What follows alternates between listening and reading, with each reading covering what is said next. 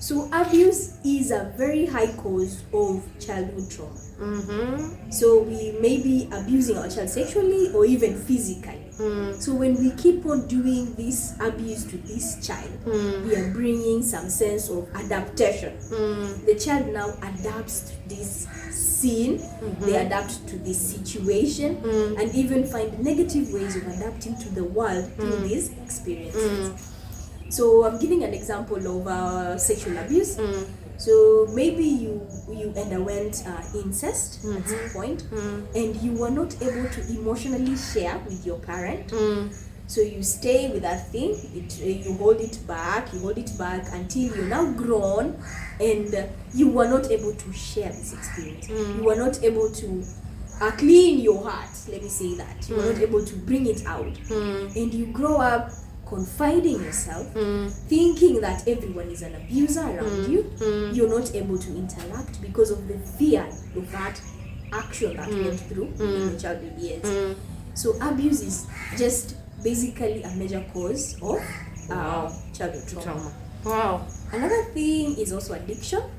Sometimes we come from families where we have addiction, maybe fathers or even mothers. So addiction can come in maybe drug addiction or even alcohol addiction, let me say that. So these ones, these parents, allow me to say, these parents who are addicts can bring a setup where the family suffers financially and also communication. There is no proper communication within that family, and also the connection. The connection is usually very low. There is no connection. So addiction is a major cause of that, because a child is not able to now connect with their parents. They are not able to share. They are not able to communicate, and then also financially, they are not very good financially. Okay. So when you face that, like we said, you go somewhere else and they think, oh, cannot afford anything. Of course, that sticks into your head, and you grow up knowing that you cannot do it. You cannot connect with your parents. We say that charity begins at home. So when you cannot connect with a parent, there is no way you can connect with other people as well. So addiction, connection, parenting styles, abuse is all a form or a cause of childhood traumas, especially in the family setting. It seems then, when I'm listening to, I'm asking myself, how many people do we have that have gone through negative childhood trauma? Because even me, as you say, as your doctor, I am, when you're talking, I'm pinpointing some of the things that I have gone through. And something else you have talked about that is very key, that connection and rejection. And then you tell your mind that is the way life is. Yes. Now tell us, with all that, does it affect my adulthood life? Of course, yes, it does affect your adulthood life. And approximately over 40% of now people in Kenya are facing this. Yes. Okay. So in fact, I'd say approximately over 56% of parents were abused as an adult or faced trauma in their childhood years. Okay.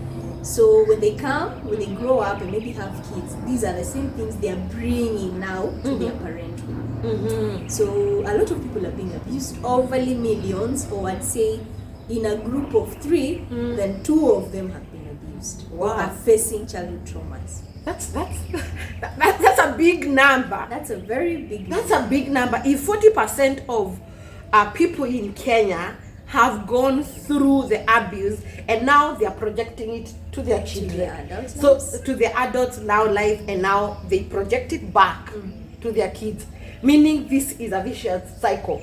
It is. Now tell me now, I have gone through childhood trauma, I have developed now, it has affected me as an adult. Now I jump into a romantic relationship. Does it have effects? Yes, it does have a lot of effects. Yes. So we'll first generalize, and then I'll come to a point where we now narrow it down to what it really is.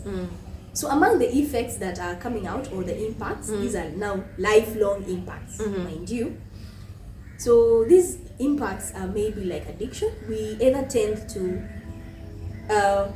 we tend to either project it as it was, or maybe find adaptive mechanisms to now make it not be very visible.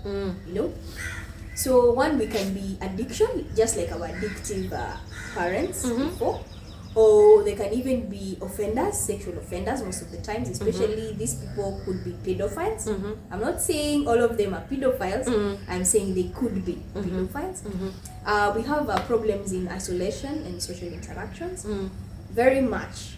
People tend to isolate so that they do not get in trouble. Remember, these kids are used to being the trouble ones. Okay. The troublemakers, the wrongdoers.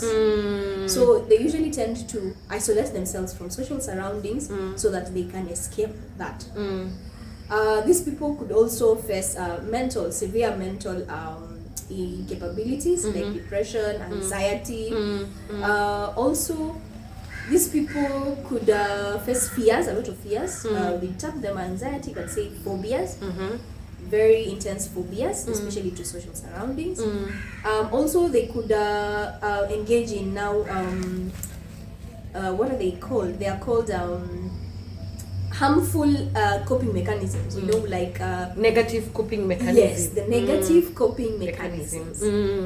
You're either an abuser, you're either, you know, just something negative. You're a drug addict, you are an alcohol abuser, you're just generally an abuser, physical abuser. You're the perpetrator in the intimate partner violence. You either get into that. Wow. You get that with children, mostly they become bullies or even child harassers. They harass others, they bully others. Just deviant. They become underdeveloped, I'd say, or maybe they have troubles with catching up in school. Yeah. Okay. So they go down, or their grades become low, their concentration in school become low. They may even have to, they develop some ADHDs, you know, attention hyper deficit disorders, those ones. So with children, it comes as like that. It comes as isolation, maybe trouble sleeping, trouble eating. These are things that we usually underrate. Yeah, but sure. they're there. So maybe if you see these symptoms are just the effects of this trauma that we have. Okay. And now to narrow it down, Becky, I would say that for every family, this is what we call a dysfunctional family now. This family